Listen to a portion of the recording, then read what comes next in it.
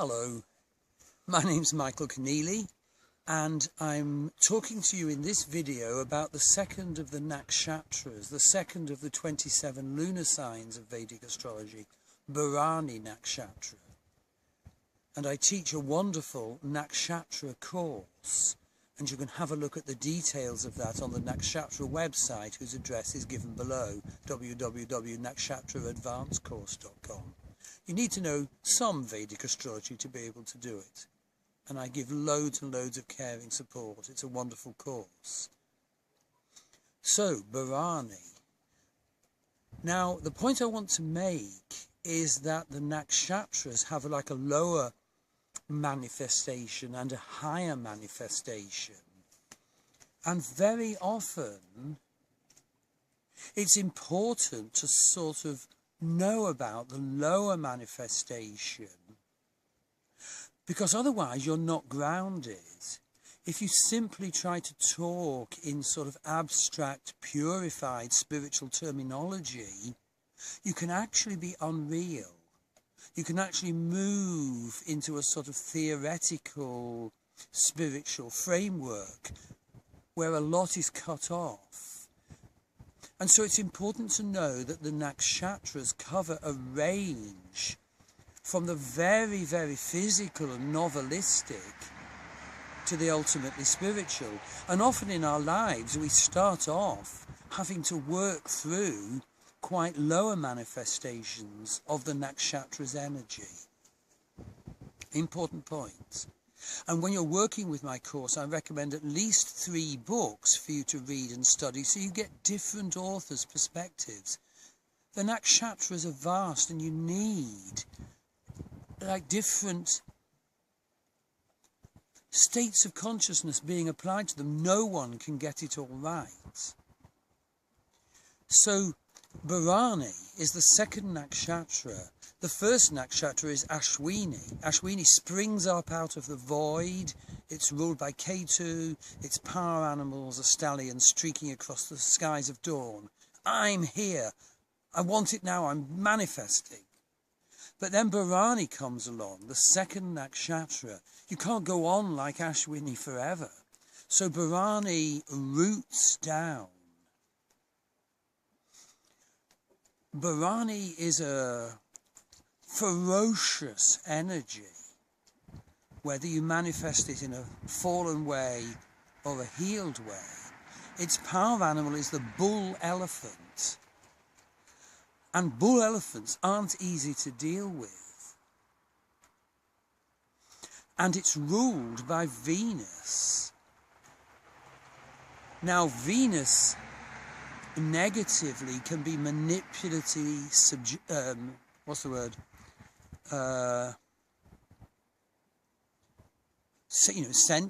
sensualist sort of thing. They can play on sexuality, but that's not really what it's about. The higher levels of Venus, the guru levels of Venus, are about, valuing beauty, valuing love. And so a higher Bharani will be someone who is very strong, who can control an area, as it were, but does so in a way that is wise and loving. But the lower Bharani is like something out of the Dickens novels of the Marshalsea prison of Little Dorrit and so forth. People who have huge energies with sexual manipulation, who almost go from depravity to depravity.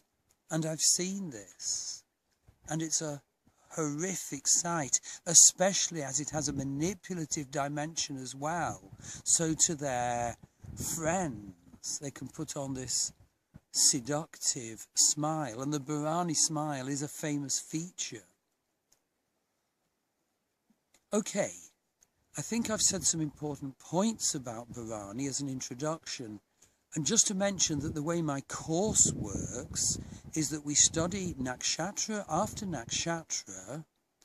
If you or I have planets in that nakshatra understudy, we look in depth at those. You write up your study, email it to me, and I very caringly work through it and respond to you. But if neither of us has a planet in that nakshatra, what you do is you look up, the charts of loved ones or a celebrity and study how the nakshatra energy affects the manifestations of a planet in that chart. And with the nakshatras, there's quite a lot of detail. So although I've tried to give you the overall flavour of the energy at its lower and higher levels, I just want to mention to you the detail that we bring in. So, obviously I've got a little digest here of the extensive notes you're sent in the course. So the first thing to say is that the ruling deity of Bharani is actually Yama. Yama is the god of death. And inevitably in Bharani's sensualism is the truth of death. Death comes. Death sets an ethic by which we have to judge our lives in a way. And in relation to that, hopefully, we mature and treat ourselves and others better. Hopefully we strip out the negative qualities of a nakshatra's energy. You see, nakshatras are based on the position of the moon. They are wonderful and powerful guides to our emotions and our consciousness arising therefrom. But they're not, in a sense, our ultimate spiritual truth. They have to be purified if we are to reach that. And so its temperament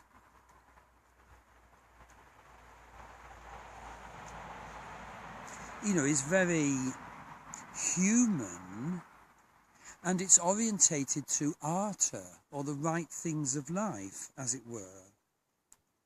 Like all the first 9 nakshatras, it's rajasic, but unlike Ashwini, which has 3 levels of rajas, in Bharani's case, the 3rd level has moved to tamas, so it's rajas, tamas. And tamas is all about materiality, desire, materiality. And the symbol for Bharani is the vagina, the creator of life, the portal through which we come into life, but always bringing with it the realization of death at the end of life, Yama, the ruling deity.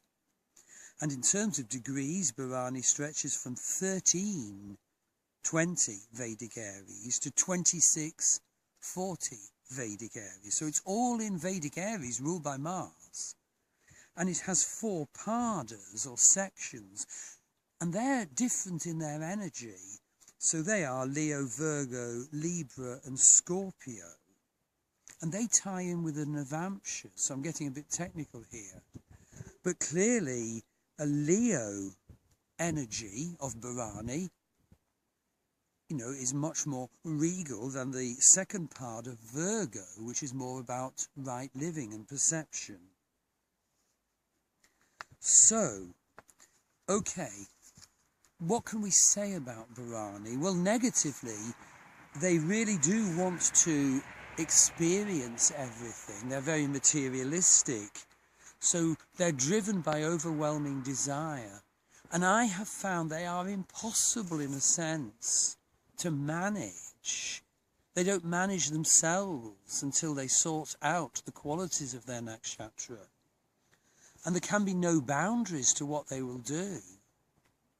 So it's a very dangerous energy until you start perfecting it. Because its ruler is Venus, the sexual indulgence and the sexual events can be monstrous at its worst. And so there's a use of seductiveness. They can be compelling. They can definitely be cruel, sinister and morbid. This can't be denied. So it's an explosive energy. It's an ethic of life. It can be a very negative ethic, but purified it becomes a very positive ethic. So They can be dutiful, they can stick by their family, they can be courageous, they can provide. And of course, because it's ruled by Venus, it's attuned really to growing energies, new phases of life, awareness when a phase of life must end and death takes place. So just to look at the Padas briefly, Aries is extremely self-centered at its worst. Virgo is more about service and hard work. Libra is charming, can be seductive, can know no sexual bounds. And Scorpio, the fourth section, the fourth Pada of Bharani, can be extreme, it can be explosive. And so it really is worth to have such a robust depiction of the darkness and the light that each of the nakshatras is capable of. It's no good just giving a sort of higher purified definition.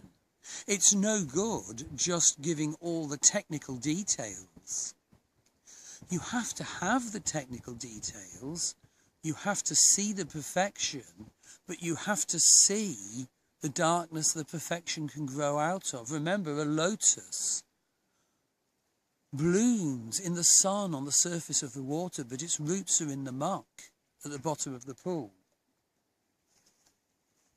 So, do have a look at my Nakshatras course, do enroll. You need to know enough Vedic astrology to basically construe a Vedic chart. So, you could do my foundation course or someone else's, but you don't actually need as much Vedic astrology as a full foundation course, as it happens. And, I genuinely offer a very caring and thorough and expert approach. It's very grounded because it's based on your chart and mine. And incidentally, where I'm phoning from now, well, this is in the far west of Ireland. I work at a healing centre. Maggie Pashti, my partner, and I run a healing centre here. And we're just 2 kilometres away in the beautiful landscape where we offer many retreats and healings, as well as all our worldwide courses, retreats and healings. So, I hope to hear from you. It's a wonderful course. Thank you.